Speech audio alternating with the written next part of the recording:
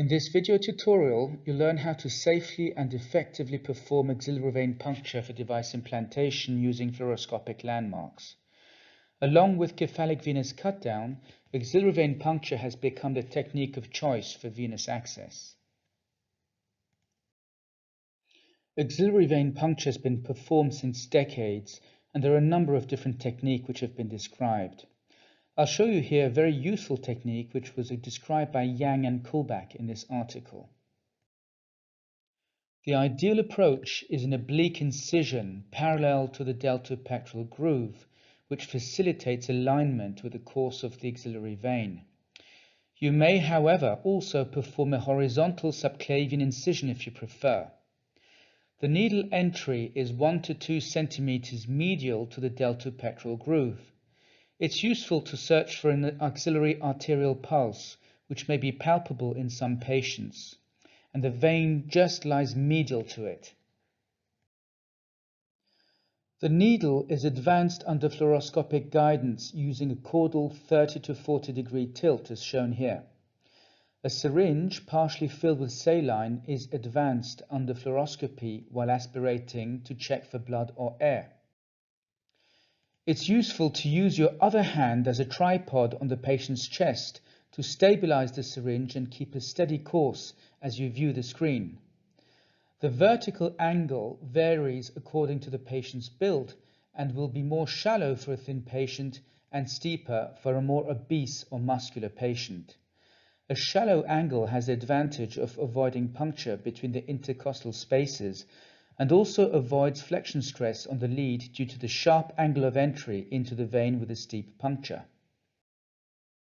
This is a figure from the article which shows the operator performing the puncture with a micropuncture kit using a single hand and an extended fifth finger to stabilize the approach, similar to the technique with the two hands I just described. We usually remove the metallic retractors to avoid increasing X-ray exposure if they fall within the field of view. I'll now illustrate the importance of the caudal tilt. In the PA view, it's not very clear whether one's puncture is extrathoracic or intrathoracic, and there's a risk of pneumothorax. With the caudal tilt, performed until the first rib is roughly horizontal, one exposes the subclavian space and clearly defines the external border of the rib cage and the lung, and a triangular subclavian space. The axillary vein becomes the extrathoracic subclavian vein as it crosses the inferior border of the first rib, and then becomes the intrathoracic subclavian vein as it crosses the superior border of the first rib. The axillary artery lies lateral to the axillary vein and may be inadvertently punctured. It's useful in these instances to record the position of the needle tip and then aim slightly immediately after having applied some pressure for a couple of minutes. This is again a figure from the article showing the target zone for the puncture. Note that the caudal tilt of 31 degrees was used in this case, which was enough to view the first rib in a horizontal position. Sometimes the angle needs to be as much as 40 degrees to achieve this, for example, in a patient who has kyphosis. Note also the angle of the puncture. We try to aim a bit more parallel to the course of the vein in order to avoid the risk of inadvertently puncturing the artery.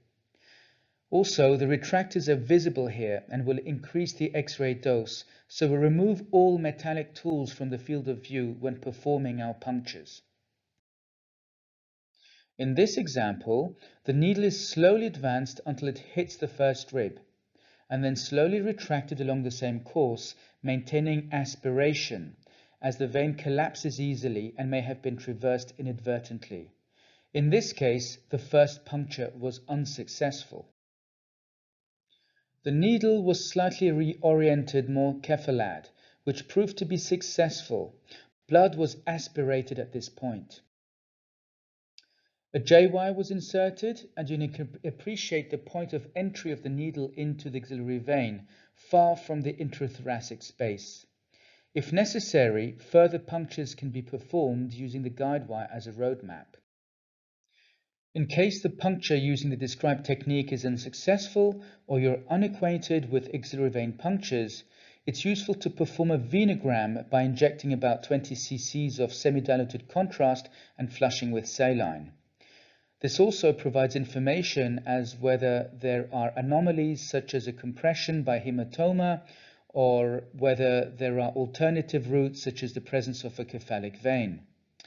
It's also useful in all instances to place if possible, an ipsilateral venous catheter to infuse saline and to keep the vein well filled, and of course to inject contrast if necessary.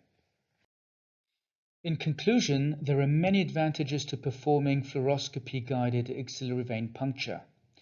The only disadvantages are that your hands may get exposed to X-rays because even though they may not be directly in the field of view, they will still get exposed to scatter. Also, in case of a relatively peripheral occlusion, this technique will not be successful and it may be necessary to perform a medial subclavian vein puncture.